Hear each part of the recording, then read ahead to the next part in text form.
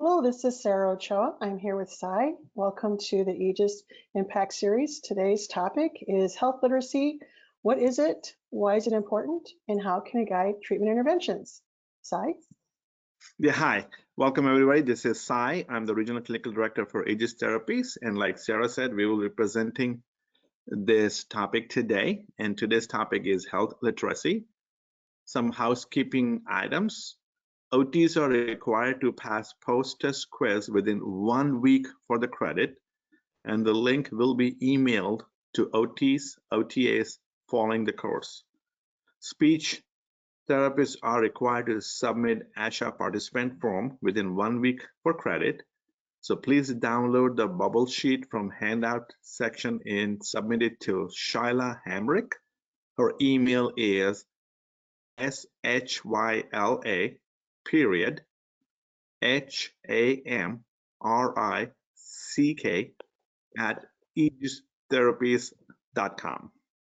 Now, please notify the host in the questions feature if you have other non-registered participants sharing your screen, so she can send the certificates for them. And if you have any questions, please use the questions feature on your control panel, and we will try to get to all the answers after the end of the presentation. For speakers and disclosures, so we both does not have anything to disclose. We are salaried employees with Aegis Therapies, and thus we have no other financial or non-financial relationships to disclose. Course objectives. At the conclusion of the event, participants will be able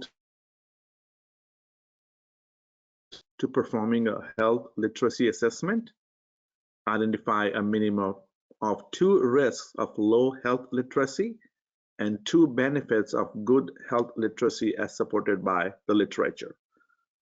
And third objective is summarize health literacy concepts that build individualized treatment interventions for best outcomes. So I think, Sai, before we go, if we can go back, Sai, before we go to this question, I think, Shyla, this is where we have our first polling question for everyone.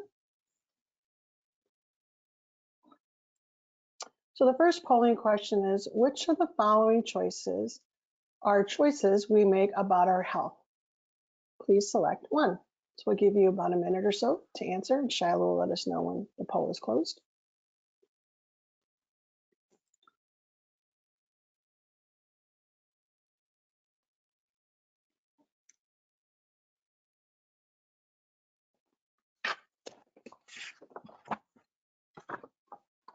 Give everybody a few more seconds.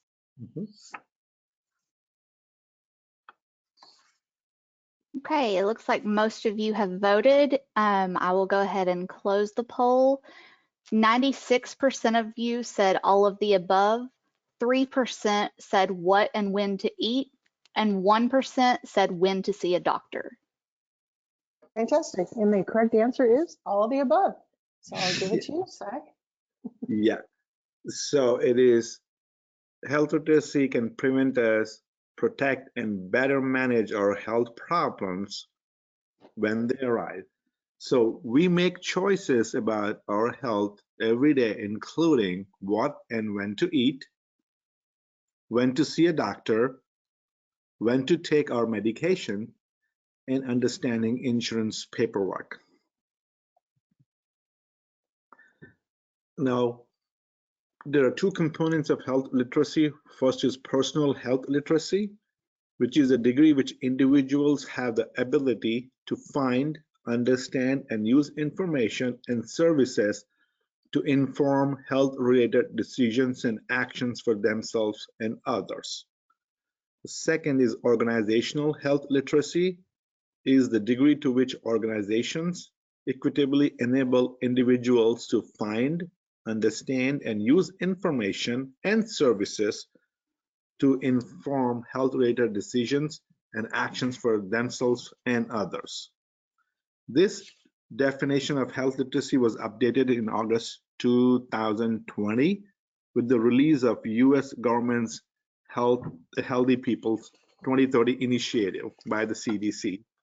and it incorporated a public health perspective, and where health literacy meant health equity for all.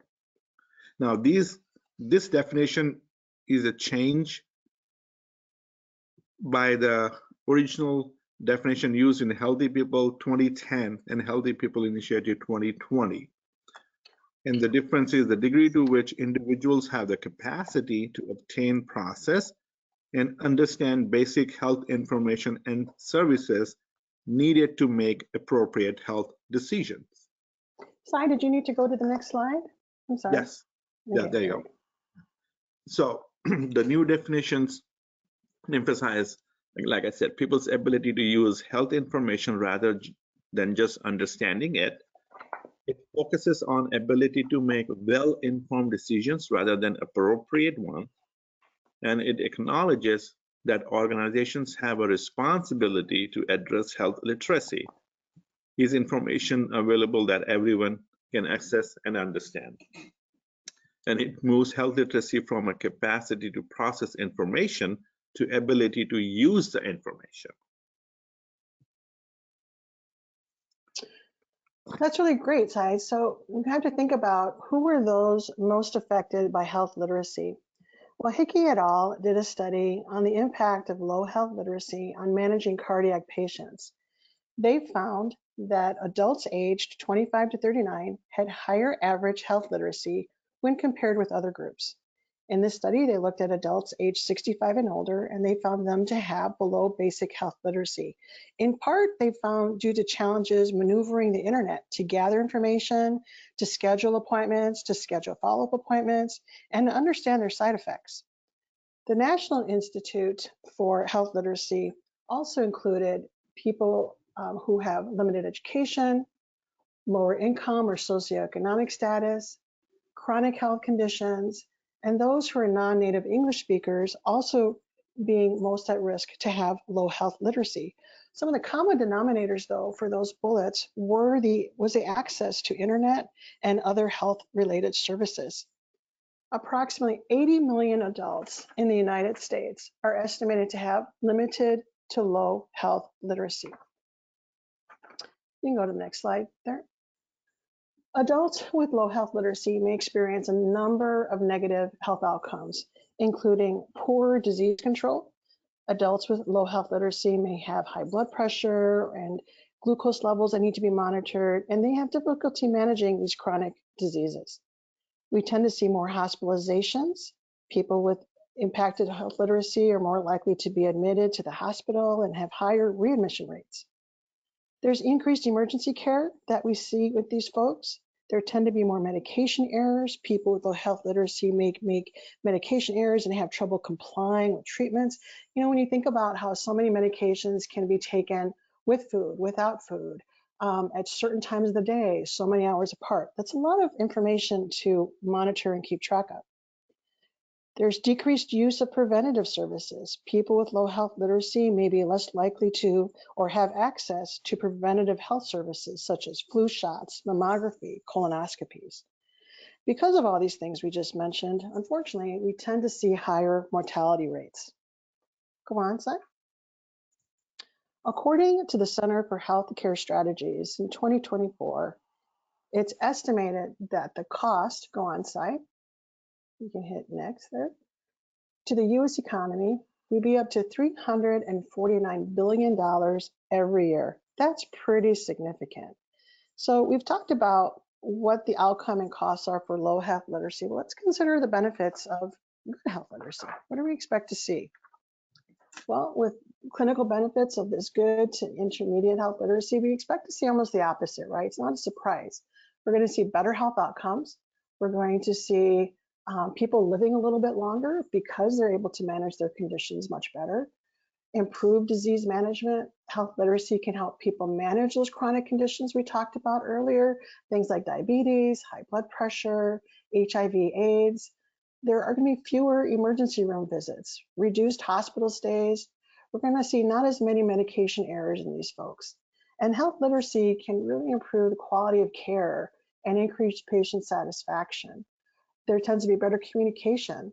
Health literacy can help patients improve their communication with doctors and other healthcare professionals because they have the confidence in advocating not only for themselves and their healthcare, but others as well. So if you can leave it here, Sai, this is going to take us to our next polling question.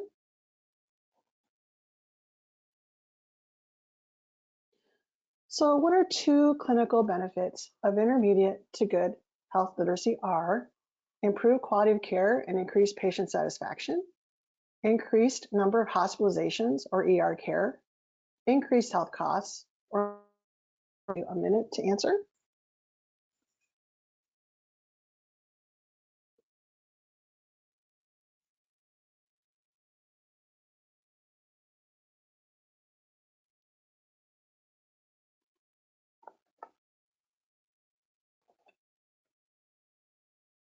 Give everyone a few more seconds. Mm-hmm.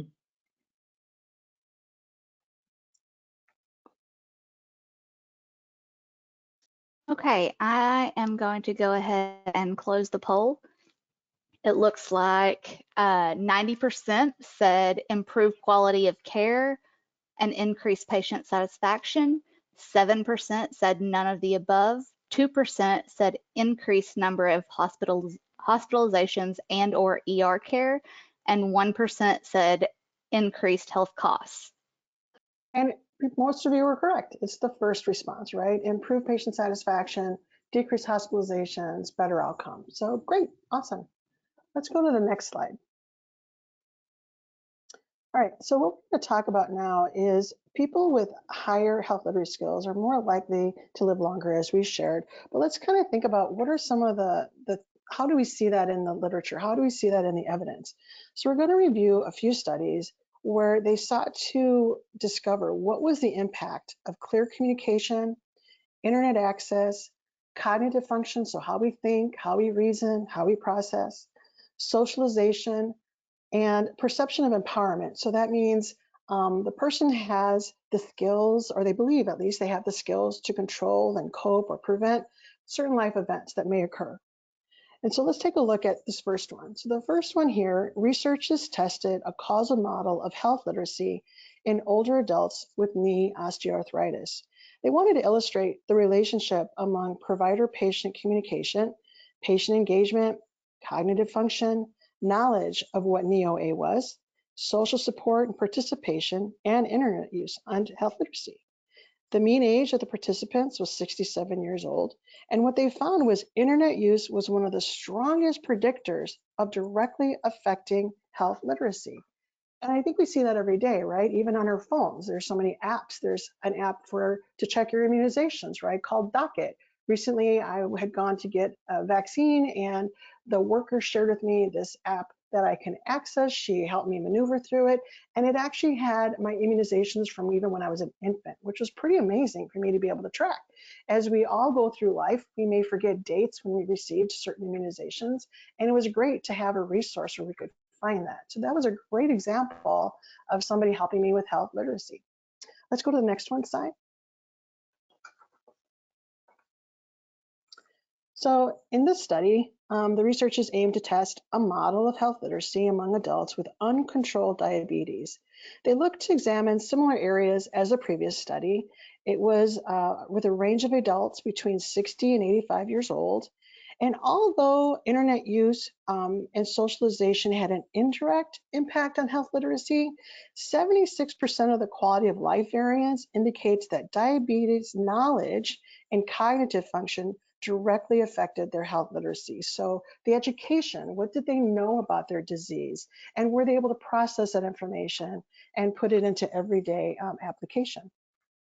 So Sai, I'll leave it to you now. Yes. So next, we're going to talk about, like Sarah was talking about, different evidence-based.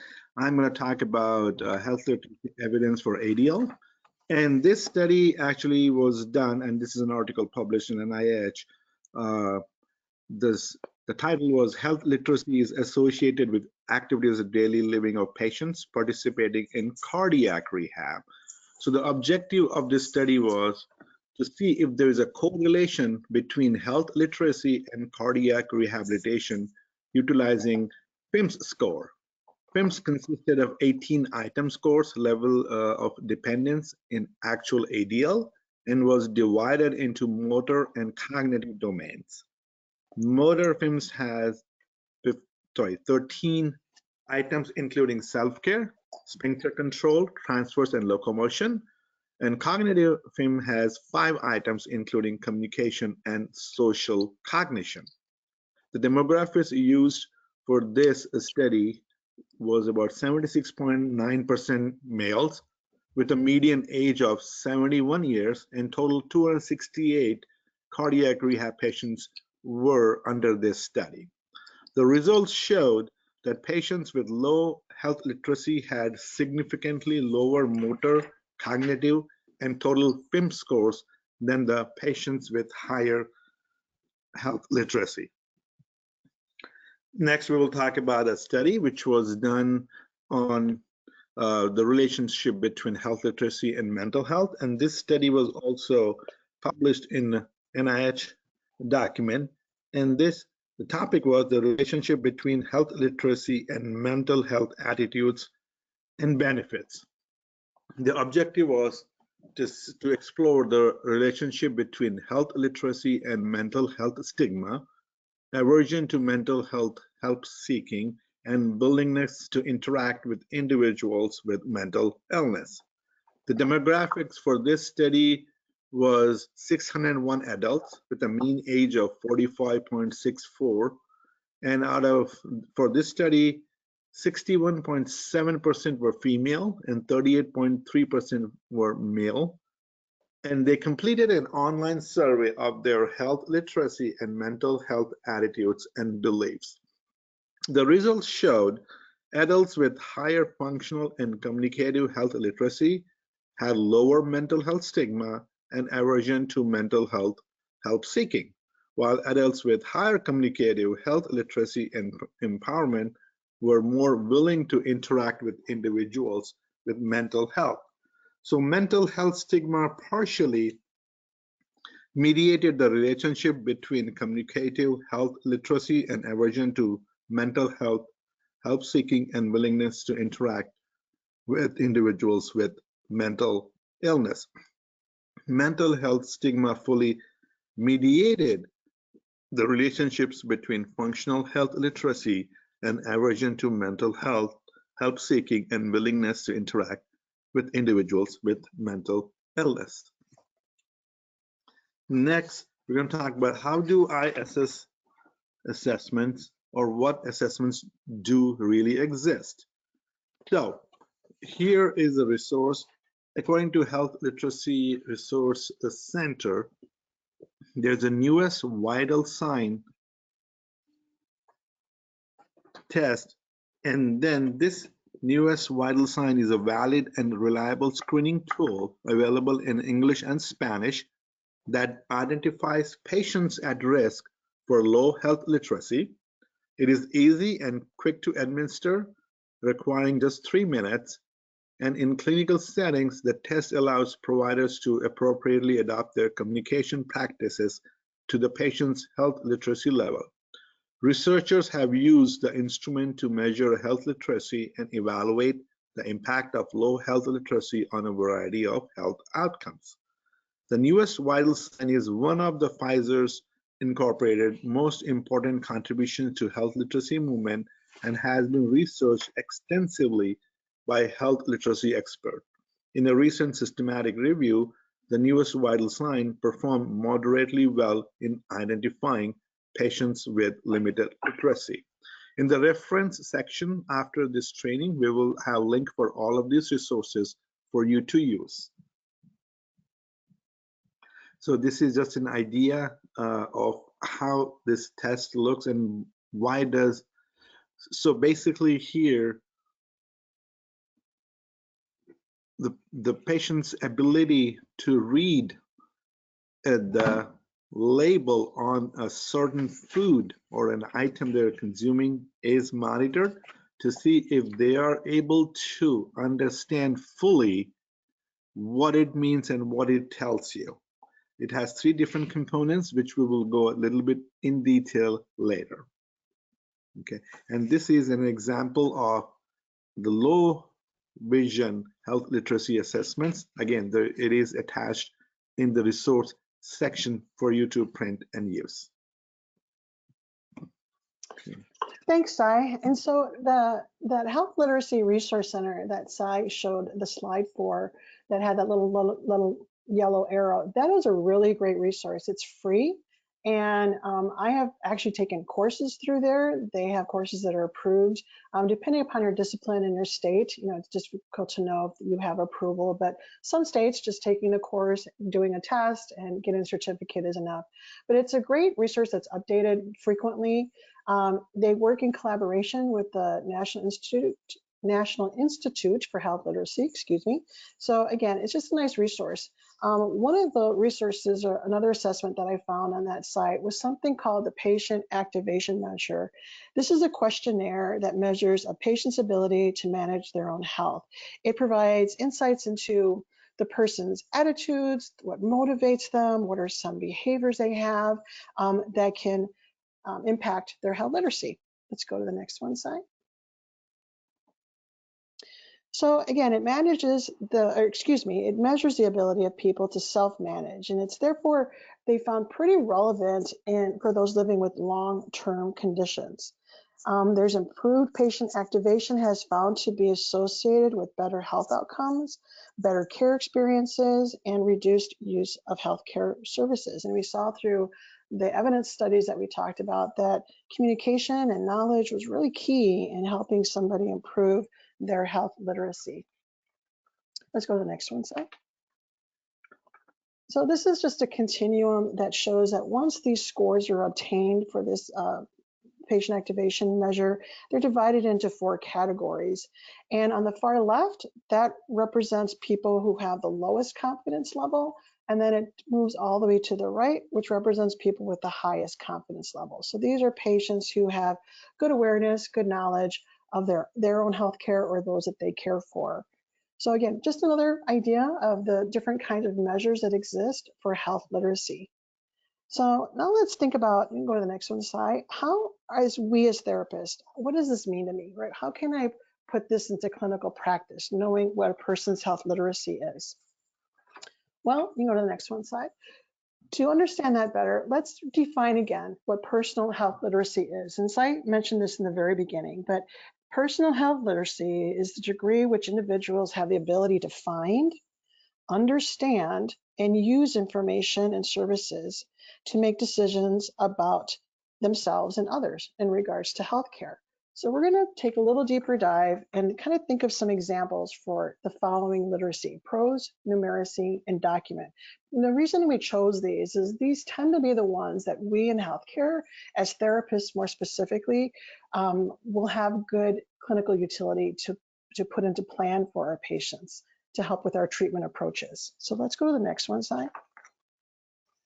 So one of the first ones we'll talk about is prose literacy. So this is defined as the understanding and application of words, prose, right? Makes sense. It's using information from instructional materials or brochures. A clinical example is a patient has had some scheduled blood tests and is instructed in writing to fast the night before the test. The skill needed to follow this instruction is prose literacy. They have to read an instruction and understand what it means. Let's go to the next one. The next one is numeracy. So this is defined as the understanding and application of numbers. I think this is one that as therapists is more concrete, right? It's the ability to understand and use math. An instrumental ADL example would be telling time, cooking with regards to recipes, because we have to measure, we have to determine cooking times, we have to set a timer, we have to choose a temperature, measuring out laundry detergent for the appropriate size load. And a clinical example would be a patient is at home and is instructed to check their blood pressure at specific times at 9 a.m., 3 p.m., 9 p.m. every day for 10 days post DC to home. The skill needed to regularly check for this BP at the requested time is an example of numeracy, okay? The next one we're going to talk about is document literacy, and this is defined as the understanding of application and forms, right? It's how do you use schedules? How do we fill out an application or form? Understanding drug and food labels, which is an example of that newest vital sign that Sai had talked about earlier. A clinical example here is the patient is told to buy a glucose meter and use it 30 minutes before each meal and before going to bed. If the number is higher, then here the example is 200, he should call the office. So the skill needed to follow this instruction is document literacy. Okay, let's go to the next one.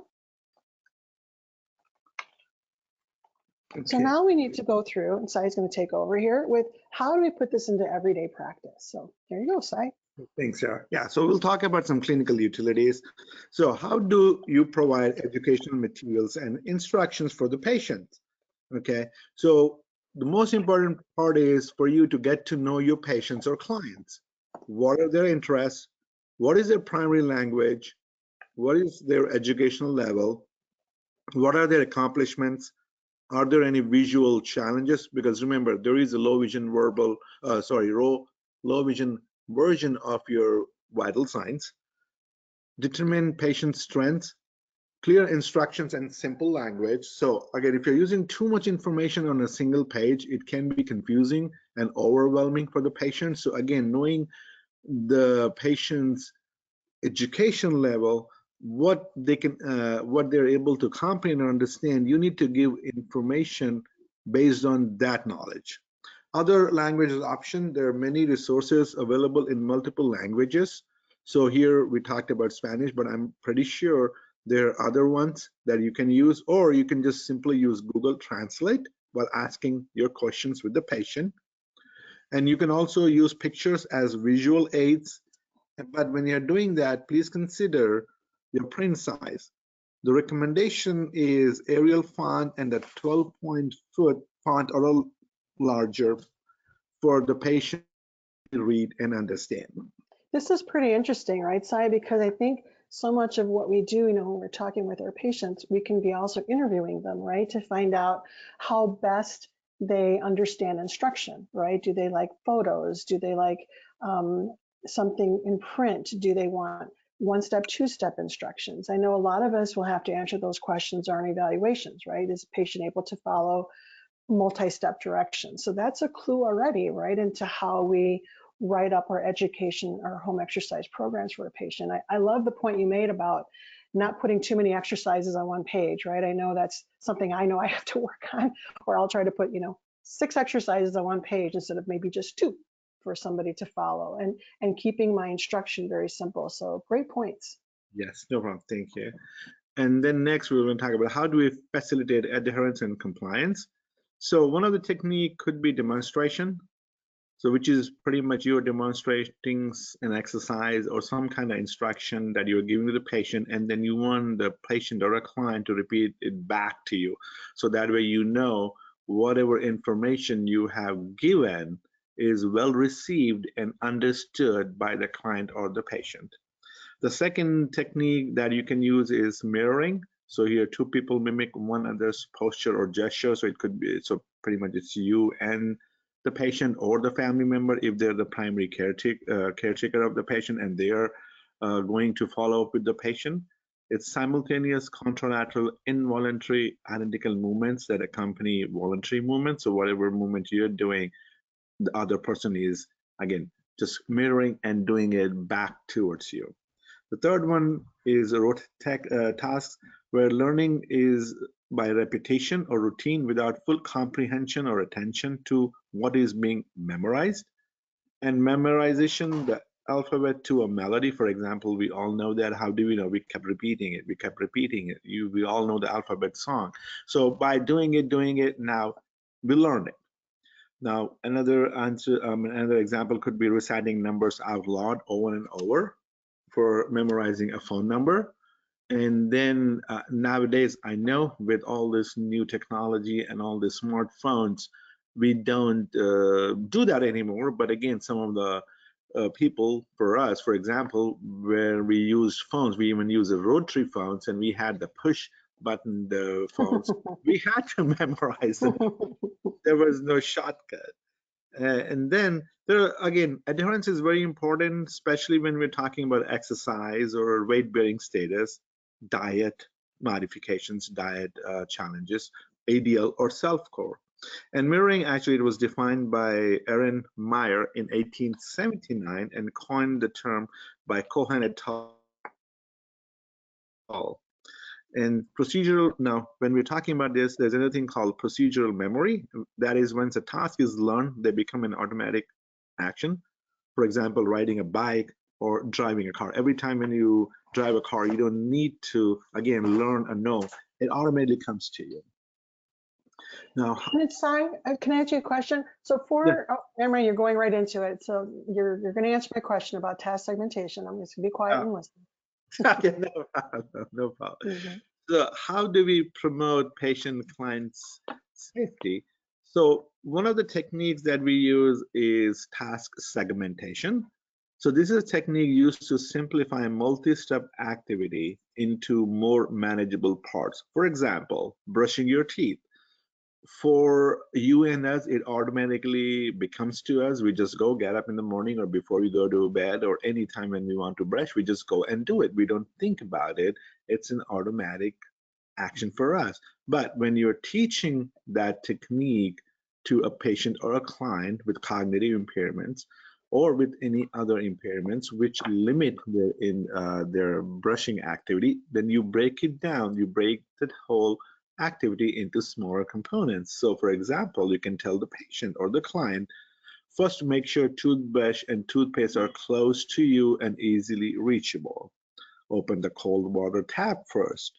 Then open the toothpaste lid. Apply a little toothpaste on the brush. Close the lid. Brush your teeth or adjust the water temperature. Brush your teeth and once done, rinse your mouth and close the water taps. Second technique is habituation. Habituation is the process of people becoming used to something so that they no longer find it uncomfortable or perceive it as a threat. It's a perturbation of other balance tasks, socialization, events, use of physical agent modality. And one of the example I was thinking is with these new smartphones, we have different ringtones and everybody can customize their ringtone. So for the first time when you hear that ringtone, it might startle you or you might wonder what that noise is. But once you start using it, it becomes natural to you, but somebody else, if it's a different tone, they might not be used to it and they can see it as something a little confusing, or based on the noise of it, it can see some kind of alarm or threat. Procedural memory is utilization of long-term memory involved in performing different actions and skills. Again, we talked about it. For example, riding a bike or tying your shoes, cooking an egg or making tea, locking brakes before standing up from wheelchair or a four-wheeled walker. Now, for us, especially locking the wheelchair, it comes natural to us. But again, when you are working with a client with cognitive impairment, again, then you can break it down into smaller components, again, using task segmentation. So make it easily understandable and the patient can retain the information what you're telling them, so they know they need to lock the wheelchair before they stand up and how they do it. Another example could be weight shift forward to place equal weight on lower extremities prior to standing. So there are a lot of uses of health literacy. Another some other examples of clinical utility would be socialization and community activities, discussion among peers. Again, like Sarah mentioned, use of internet, where you can see there are a lot of communities with related issues or impairments where you can find blogs and answers to your questions, or you can even ask a question. There are a lot of support groups out there. Group classes around a variety of topics or activities. For example, diabetes class, discharge class, balance and strength, how to use technology, access for MD appointments, learn and gather information about disease or illness, self-advocacy, and family support. And for all these activities, in order for you or the client to perform, they need to have a good normal health literacy. Okay, next we'll have Sarah take over from here. Yeah, Summary. I'm gonna, just because we have a little time aside, can we Yeah. back to slide 30, please? And I want to just emphasize some great points that you made. Yeah, right here.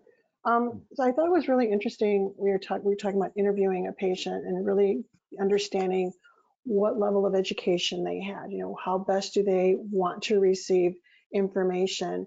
I know I have heard people also ask questions like, you know, how best do you retain information? You know, do you write notes for yourself? Do you use a computer?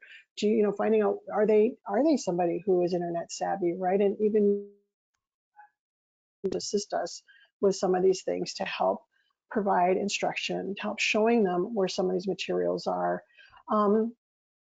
Even sharing, as you were saying, Sai, with our group today, even sharing with our patients websites, right, that they can go to. I know I have seen some therapists utilize games, right, on the computer because that's where the patient has more comfort, or you can make something larger where they can see something to do a puzzle or to play a game or to learn and gather information.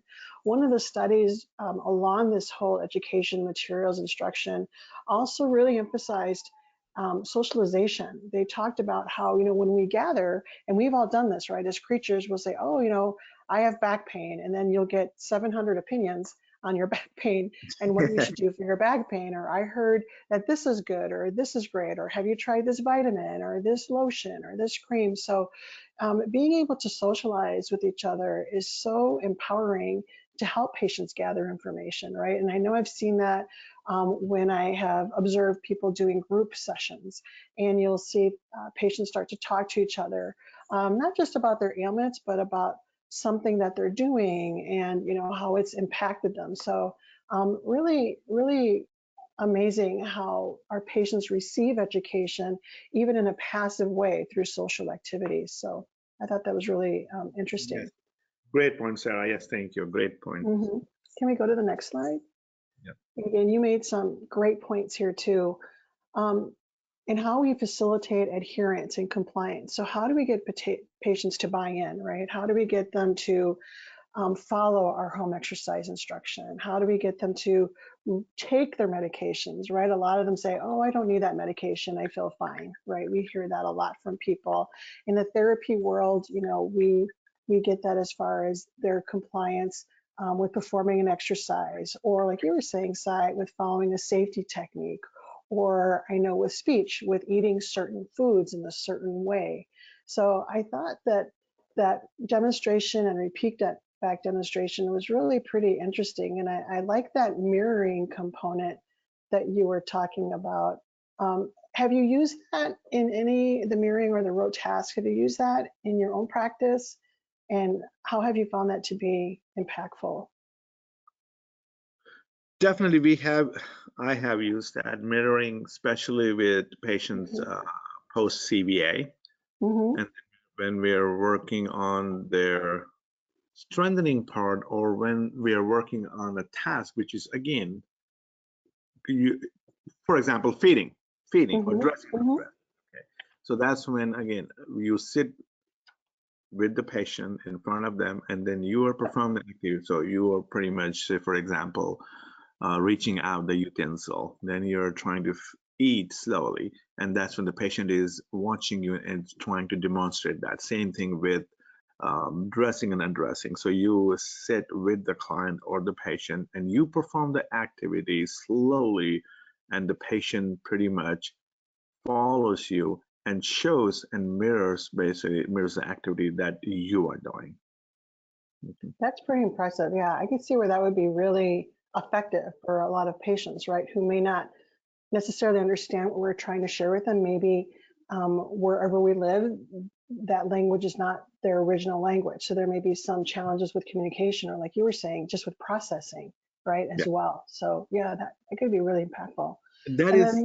That's a good, yeah, like you said, mirroring definitely is a very good technique when you have a language barrier, or when you're working with limited verbal or non-verbal patient, because again, at that they're just following what your actions and gestures and doing it back to you. Yeah. Yeah, I could see. I think I definitely want work to do more of that in my practice for sure. And then the next slide, please. Yeah, next we had So client safety.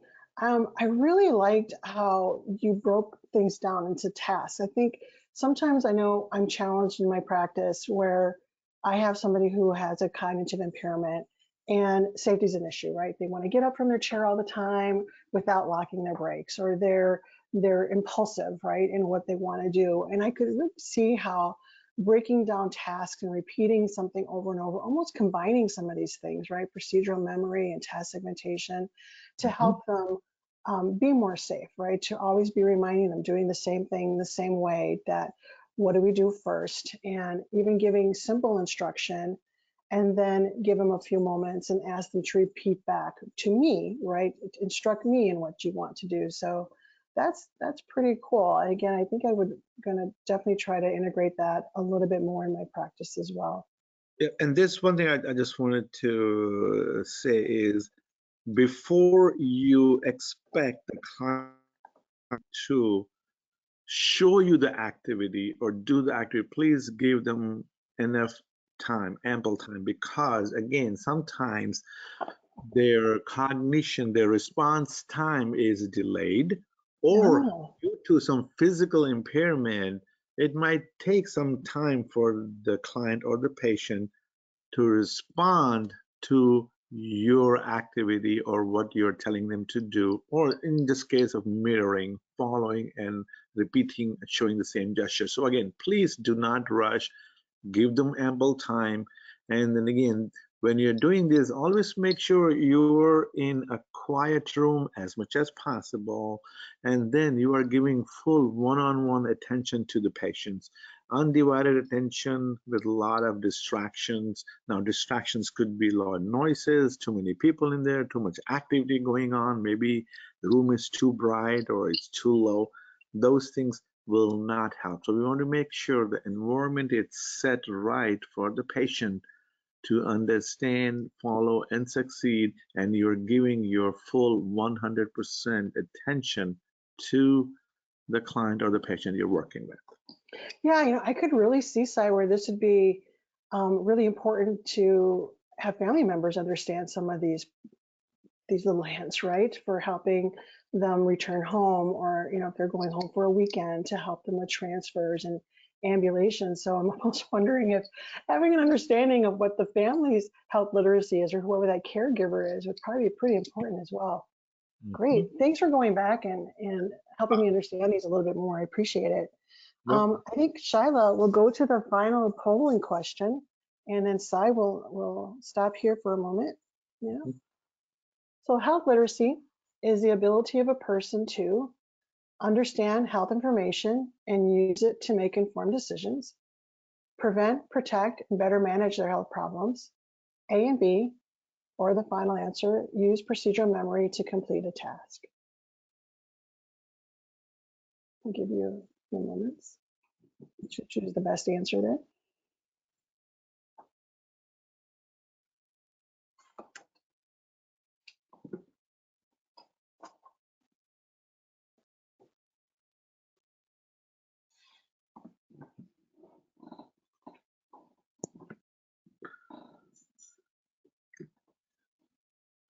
We'll give everyone a few more moments.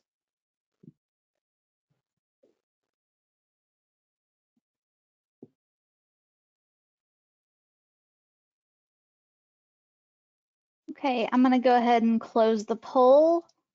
It looks like 95% of you said A and B, 3% said understand health info and use it to make informed decisions, and 1% of you said prevent, protect, and better manage their health problems.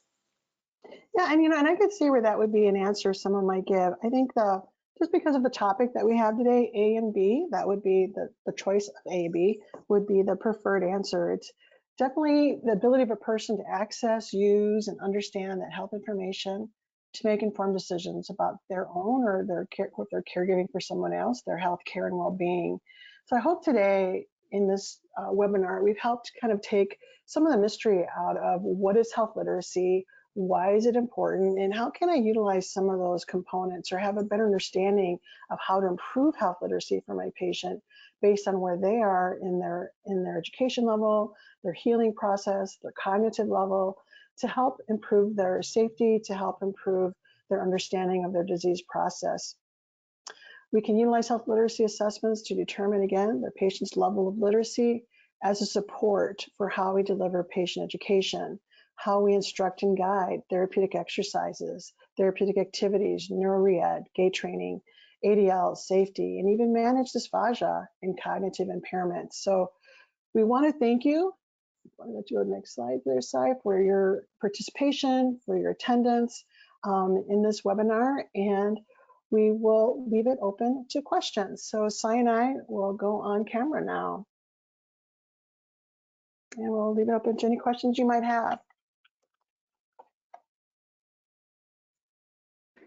Will programs now be on Thursdays versus Wednesdays? No, this was just a one-off. They will continue to be on Wednesdays. We just had a scheduling conflict. Yeah. There was someone said, a lot of times I feel like I'm not quite reaching the patient verbally with what I'm wanting to teach them. So I also love to visually replicate what they are doing, so as well as demonstrating the correct way. This has helped both of us learn. Yes, fantastic. Great. Yep, great idea. Yep. Do PT and PTAs need to do anything special for CEU credit? No. CEUs are for PTs, you just need the certificate. Certificates will be sent out within 2 weeks. OTs and CODAs have 1 week to get that quiz done. Speech language pathologists have 1 week to get in the bubble sheet, and then within 2 weeks, the certificates will be sent.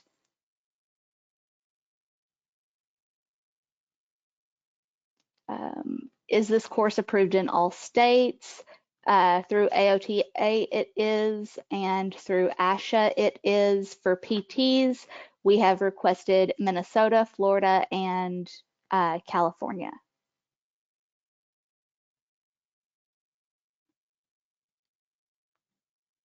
Would you be able to go over the health literacy test with the ingredients listing? Sure. Sai, do you want to do that? Or I can do it, whichever. Yeah, actually, I'm gonna see if I can back it up. And yes, you can talk about it back of the slide. Yeah. Yeah. So that looks at all those literacies we talked about: prose, numeracy, and document literacy. So the patient has to be able to read the label, and then they're asked specific questions. When you go to the website, I think it's on Pfizer's website, but again, we have it in the reference list. You can pull up that test. It's free, and you can just print it out. There's no restrictions on that component. And you can read the patient the question, but it's supposed to be done with the patient reading the label, and you just give them the label. And then you, as the practitioner, ask them the questions that are on the right-hand side. So my old eyes cannot read that fine print. But I can read it, no problem, Sarah. I have it printed out. I have it printed out. Thank you. So the patient will have the label in front of them. Yes. And then you will ask, the first question would be, or could be, is if you eat the entire container, how many calories will you eat? So as you see on the label here, it tells you serving, and it tells you calories per serving and serving per container. So the right answer is 1,000 because the whole container is 4 servings and each serving is 250 calories. So the right answer is 1,000 calories. Now that's where you'll see, is the patient able to do that calculation or do the math, or at least understand that when it says calorie size 250 is not for the whole container, it's per serving, and serving size is half cup, and this goes for 4 cups. So the next question would be, is if you're allowed to eat. And I just wanted to share something, Sai, and that has great relevance to if somebody's a diabetic and they have to monitor their insulin levels, right? They need to understand how they need to change that. So yeah, great. Okay. And the second question would be, is if you're allowed to eat 60 grams of carbohydrates as a snack, how much ice cream could you have? Now, again, any of the following is correct. For example, 1 cup, half the container, or if the patient says 2 serving, then ask how much ice cream would that be if you were to measure it into a bowl? Because again, it lists the carbohydrates, 30 grams, and the patient can have only 60 grams. So that they need to be able to understand and answer that. Another question would be number 3 is, your doctor advises you to reduce the amount of saturated fat in your diet. You usually have 42 grams of saturated fat each day, which includes 1 serving of ice cream. If you stop eating ice cream, how many grams of saturated fat would you be consuming each day? And the correct answer is 33 grams. Okay. Now the question 4 is, if you usually eat 2,500 calories a day, what percentage of your daily value of calories will you be eating if you eat 1 serving? Now that is 10%. Because again, remember, 1 serving is 250 calories, and this person can have 2,500 calories per day. So now, based on that, pretend that you're allergic to the following substances. For example, penicillin, peanuts, latex, gloves, or bee stings. Is it safe for you to eat this ice cream? And again, this is where they need to look at the ingredients label and see, is there something here which they are allergic to? So for this example, we said peanuts, and then this one does have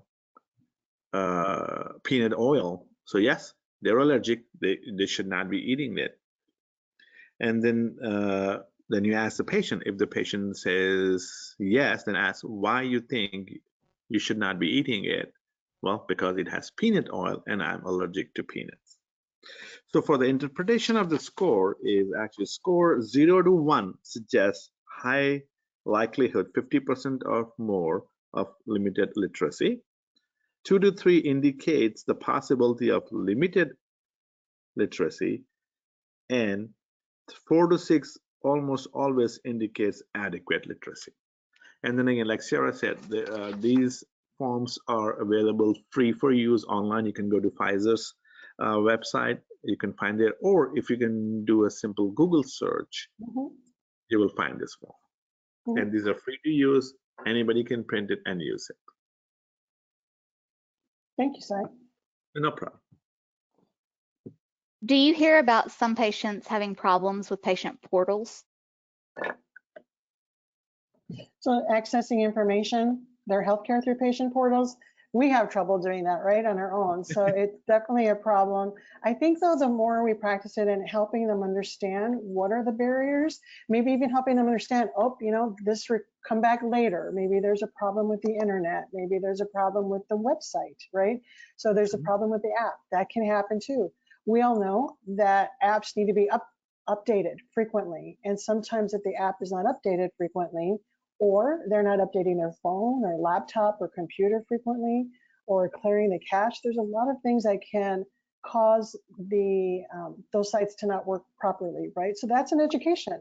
That's informative. That's helping them understand and problem solve through that. So that can be a challenge working through patient portals, for sure. There's one thing I would like to mention, Sarah. I recently noticed that with my daughter, is sometimes some hospitals' app works better on their website on the laptop rather than phone. So that could be an issue too, because I think I was trying to access her information. Her vaccination record. I could not print it.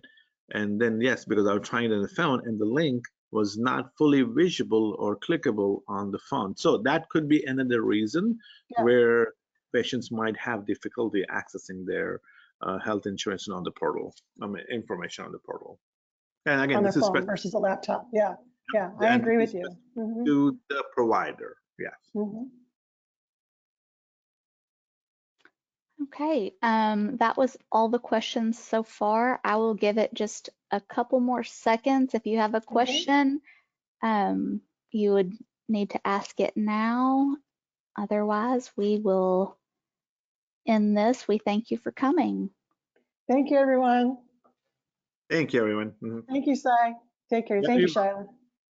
Thank you, Thank Charlotte. you. Y'all have a Bye-bye good now. night. You Yeah. too. Bye.